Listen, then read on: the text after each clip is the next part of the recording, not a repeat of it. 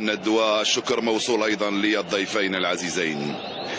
أسعد الله مساكم بكل الخير مشاهدي الأفاضل أينما كنتم. مرحبا أهلا وسهلا في القاهرة وفي الدار البيضاء في المغرب وفي مصر، عند كل عشاق الكرة في الوطن العربي وفي إفريقيا كذلك. وهذا الموعد مباشرة من مركب محمد الخامس رحمه الله، التي احتفلت هذا الأسبوع بتتويج فريقها بلقب الدوري المحلي المغربي بعد 7 سنوات من القحط، 7 سنوات من الغياب بالنسبة للرجاء للأخضر لفريق الشعب هكذا يوصف، في حين فريق الزمالك نال المركز الثاني وسيعود إلى أجواء المنافسة في دوري أبطال إفريقيا الموسم المقبل. المركز الدفاع عمر عرجون مع فابريس نجوما وعبد الإله الحافظي، محمد متولي رفقة سفيان رحيمي وبن مالانجو الكونغولي. ضربة الانطلاقة أعطيت مشير الرجاء توصل مباشرة في اتجاه رحيم، يرجع للخلف.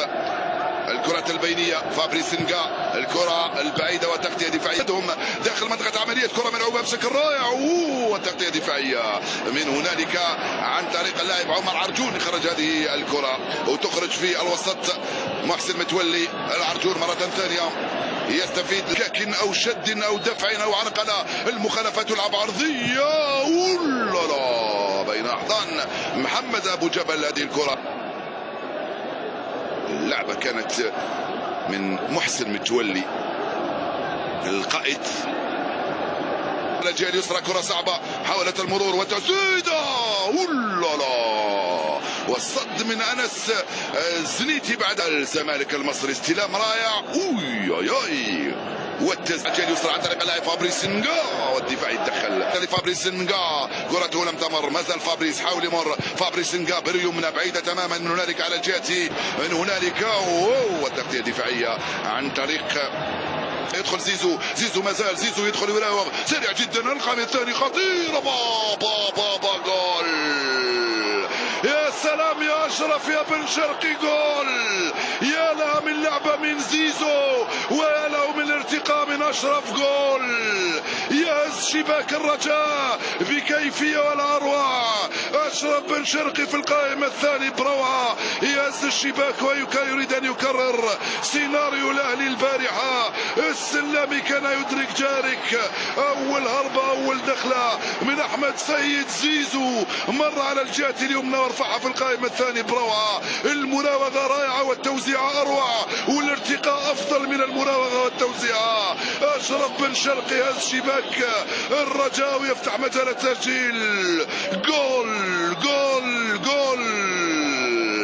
يا سلام عليك يا اشرف، يا سلام على زيزو. الرجويه يدركون قيمه زيزو ويعرفون بانه يحبذ المساحات ويجب غلقها، ويدركون خطورته. اشرف بن شرقي سواء برجله او بالراس في القائمه الثاني ارتقى من امام عبد الاله مذكور وهز الشباك بالراس.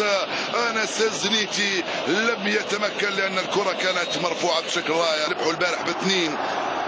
لا، المباريات لا تتشابه. عمق والتغطية الدفاعية الرائعة من محمود الونشي خرجها قريبا.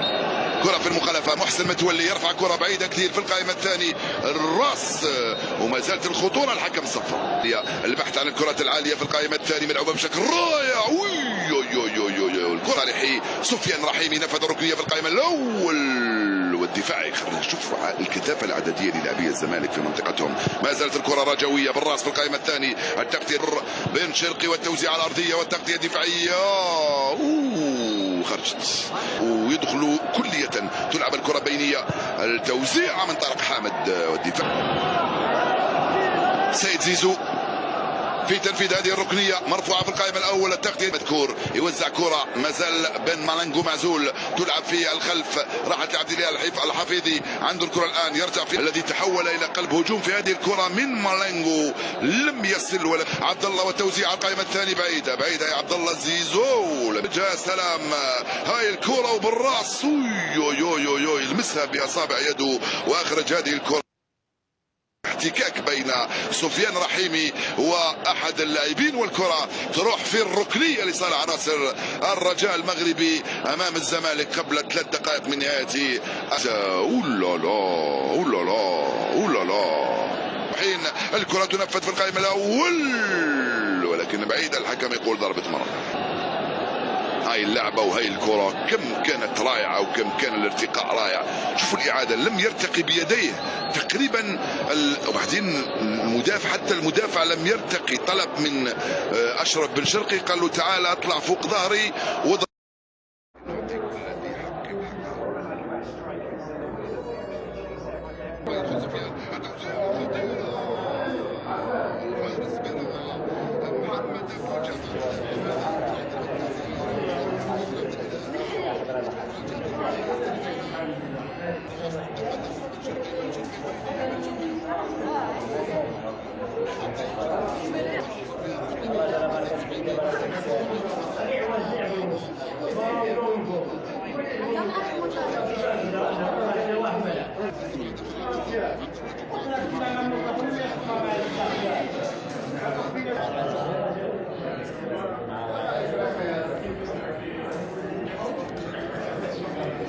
بيلانيتي، والله لا بيلانيتي هذا. ما يعقلش عليه، والله ما يعقل عليه.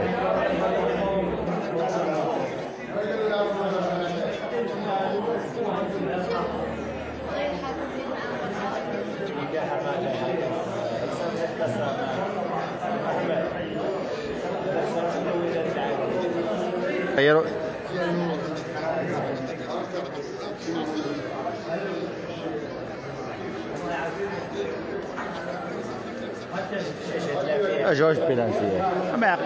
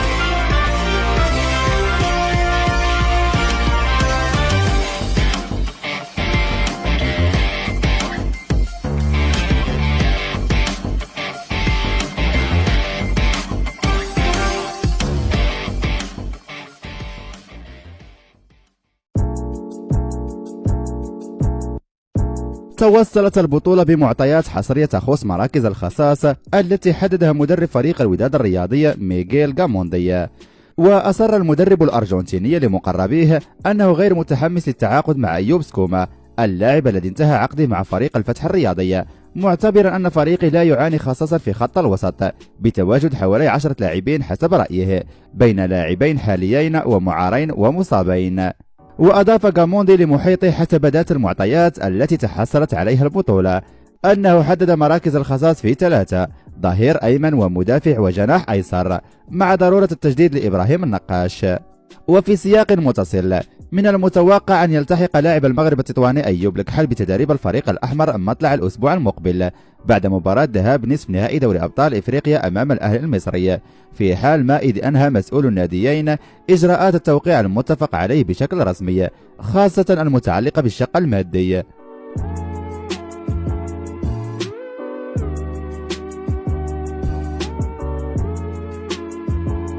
تداول رواد مواقع التواصل الاجتماعي فيديو للشيخ إبراهيم كومارا مدافع فريق الوداد الرياضي لكرة القدم، وهو يتحدث عن حالته الصحية وحقيقة مشاركته أمام الأهلي المصري.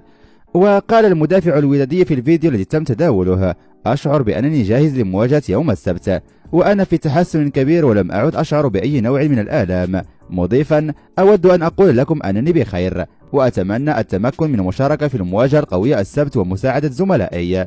تجدر الإشارة إلى أن الوداد الرياضي سيواجه ضيفه نادي الأهلي المصري السبت المقبل بداية من الساعة 8 ليلا على أرضية المركب الرياضي محمد الخامس بالدار البيضاء.